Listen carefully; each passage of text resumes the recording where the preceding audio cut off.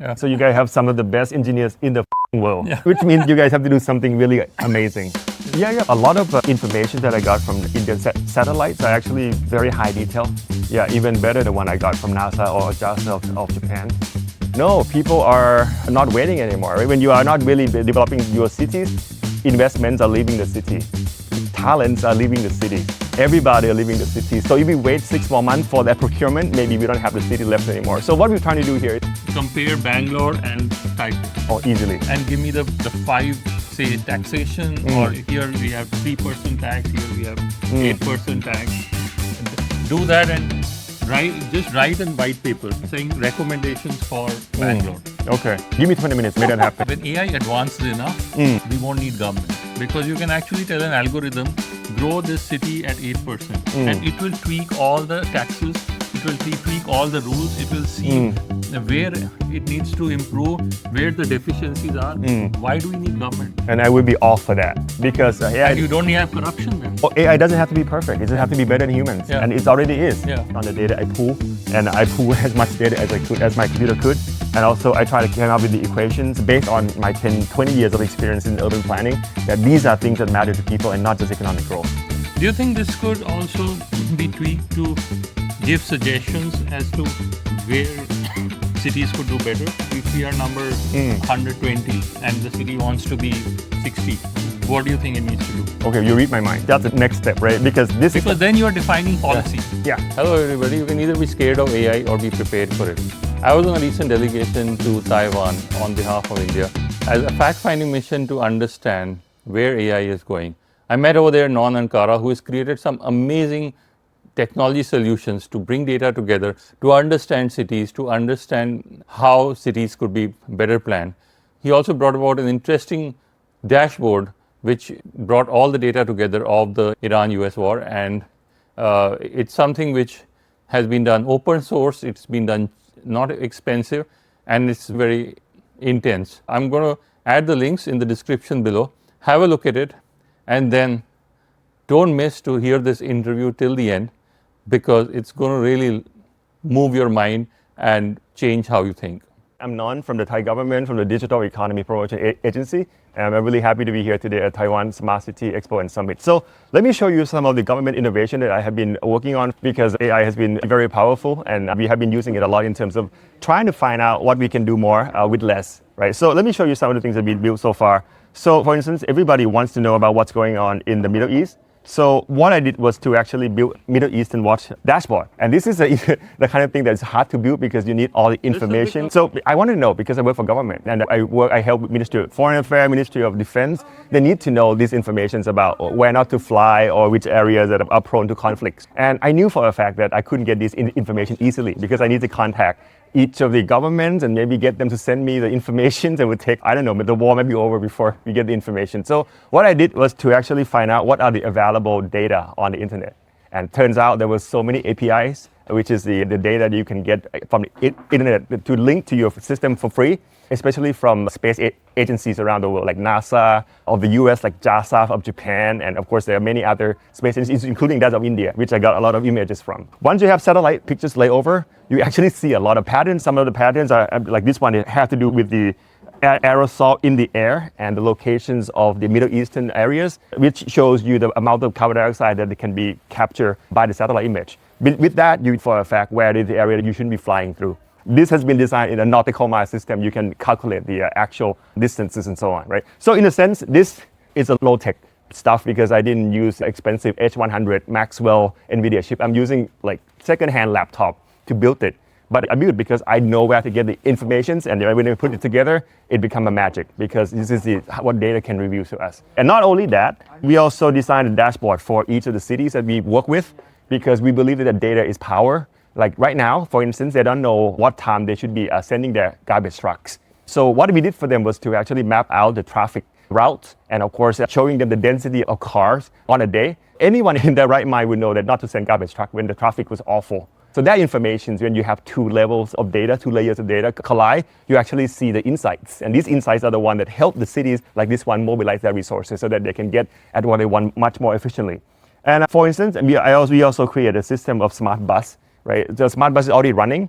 But right now they have a problem with trying to get people on board because people don't know where the buses are and they don't know whether the bus will come on time. So I built a simulation of these buses running by using satellite data, which take every 5 minutes. So because every 5 minutes, I know the distance between the bus number one, where it was 5 minutes ago and where it was now, I could actually create a velocity map. And over time, I can actually map up pretty precise locations of each bus without even having GPS on the bus. This is not like magic, right? This is just commonsensical thing. If you can measure the distance of one object in two photos, you can actually understand the relativity between the two objects and you can know the time differences and then you can know the velocity and you can project the entire systems. This is something that I built over, 45 minutes, I guess. We have a lot of conflicts in the southern part of Thailand, in the eastern part, western part. And of course, you get a lot of satellite images that sometimes I can get to know location of cloud, location of precipitations, and of course, location of potential conflicts, which I can also zoom in. And of course, I designed it so that we get only the best of the best image. And therefore, we are able to see everything in such a high detail, like including some of the maps that I didn't even know that it was actually available on the internet. And this is one of the maps that I really show the entire geography of the area. Right? And then you can add opacities. These are the vibes from the internet. What are people talking about right now? And sometimes I even create a bot to go get information on places that are not easily accessible by the internet, like the social networks, where people are actually talking about in real time what's happening on the ground. We can map that into this map and we can know the conflicts, we can know the situations, and we can know the conditions whereby we can mobilize our limited resources to help them. And I believe that this is the beginning of the new era whereby anyone can build anything. And on behalf of the government, we've been dormant for too long. We've been doing just enough to get by. Okay, let's do this, but let's spend another 6 months on procurement processes. No, people are not waiting anymore. Right? When you are not really developing your cities, investments are leaving the city. Talents are leaving the cities. Everybody are leaving the cities. So what we're trying to do here is to build product first and test it out, collect data, and use the data and the products that we actually get criticism from the people to improve upon what we do right away. And at the end, we have a product that works for everybody and can scale up to every cities in the world as well. Yeah, at the end of the day, I was talking to Steve earlier, the problem is bureaucracy. And bureaucracy is not all bad, right? Sometimes you need guardrails, sometimes you need people to actually make sure that everything that other people are doing are actually aligned with the goal of the agency or the ministry and so on. So I get that, right? But that doesn't mean that the process of everything have to be delayed by 6 months, right? That's unfair to the taxpayer who actually pay their tax on time. Why are they getting their services 6 months later than now? So what I'm trying to do here is to put the new mindset into the mind of the government officers, right? Let's not asking for permission anymore, because when you ask for permission, the answer is probably no, right? Because it's easier for your higher up authority to say no than to say yes. So maybe, as you said, maybe we build first, and if they like it, then well, that is a permission, by automatic permission, right? But if they don't like it, we just turn off the system, right? It only costs me, for now, all these things that I built cost me about $20. Right, on hosting on a cloud and then renting a server so that I have a CPU in the virtual computer to run all these things. It only costs me $20 per app. So if I build it first and if they don't like it, I just close it down. If they like it, then we can talk about the patches in terms of cybersecurity and make it viable apps online or with a secure server that we can build for them as well. So first thing first, permission era is over, right? Let's do it first. And for me, I'm lucky that my boss has been kind to me, because my rule is never ask for permission, always ask only for forgiveness if I really screwed up. So far, I haven't screwed up that badly yet. Yeah, luckily. Probably most people come into government because they believe in something, right? They believe in that they want to work for the country. That's nice. But at the end, working for the country, it also means that you have to be efficient, because otherwise government become bloated, but otherwise government become too big to actually be feasible in terms of taxpayer funding. And that's usually the end of good governance. So I understand that. I understand, because when I joined the government, I also came from the private sector, and I thought I could actually bring my knowledge from private sector into the government. And my first few years has been really difficult. Honestly, I've been contemplating quitting many times. But then at the end of the day, what gets me every time is the fact that the only reason I moved back to Thailand is because I want to live there. My mother lived there, my dad passed away, so it's only me and my mom and my brother now. I have 2 dogs. And I realized that the only way I can actually live in Thailand for a long time is to make Thailand better. And if I keep joining forces with other people who leave government because there are other places that pay more or other places give them more ambitions or passions, then I'm not going to get Thailand that I want to live in, that my mother can live in comfortably. So for me, it's a responsibility from within. And that's why if I can't really move elsewhere to a private sector again, maybe I have to change government into more private sector mindset, which is about efficiency and profitability.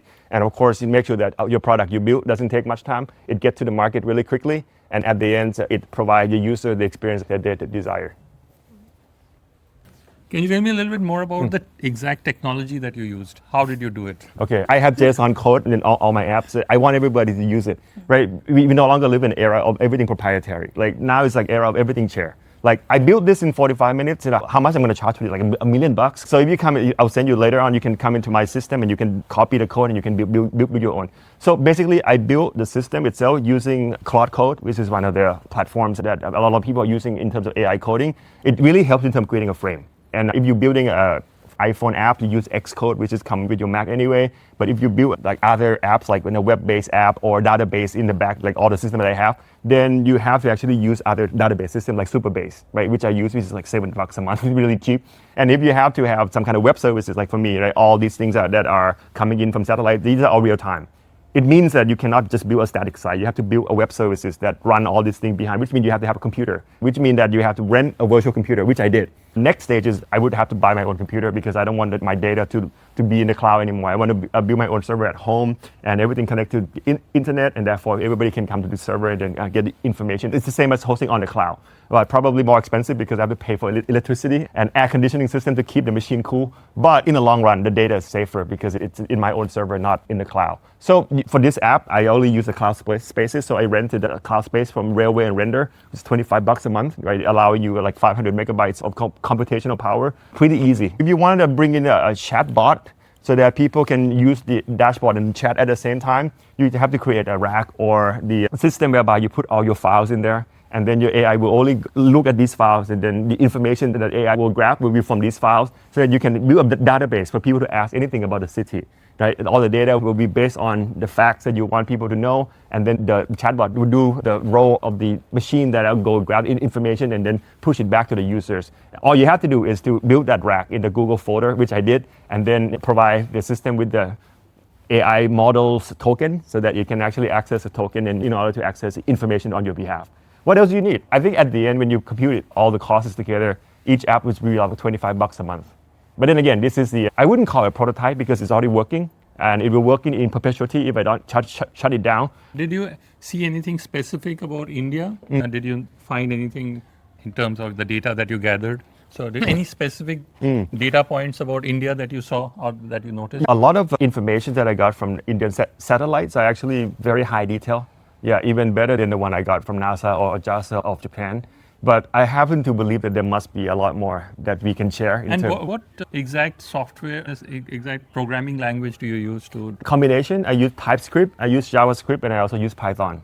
But you don't have to worry about this because AI will take care of it for you. But if you have some knowledge of that, it might help because you want your code to be as short as possible so that when you run this code, it doesn't have to go through 3,800 lines, right? Maybe like 300 lines, it's probably faster. So you want your code to be as compact and economical as possible. And that's when, whatever you write, you're going to have your AI coding tools doing the debugging anyway. So don't worry about it. You just code it with your natural language. I didn't know it was just one person who had done it so one person, second-hand laptop, very cheap computer with 356 gigabyte of space, which is not enough at all. And you can zoom in and you can click on anything, and it's really amazing. It's going to get better the more you can find more data for me. But the one thing that I really wanted to promote is the city ranking. Because this one, I think I didn't spend more than 2 days on this, but it probably is the best ranking in the world so far. Most of the ranking, you see the ranking, right? Number 1 to number 10. Actually, I have the previous version of this ranking, but then I thought, I'm not really a ranking institution. I'm just pulling data to show which cities are better for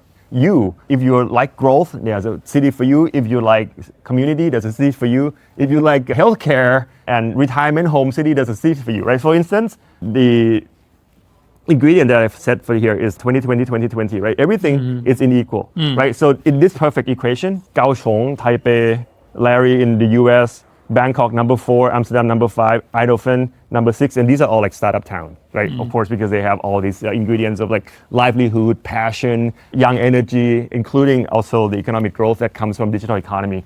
But if you want something else, like if you want growth, like I don't care what Amsterdam comes up number 1.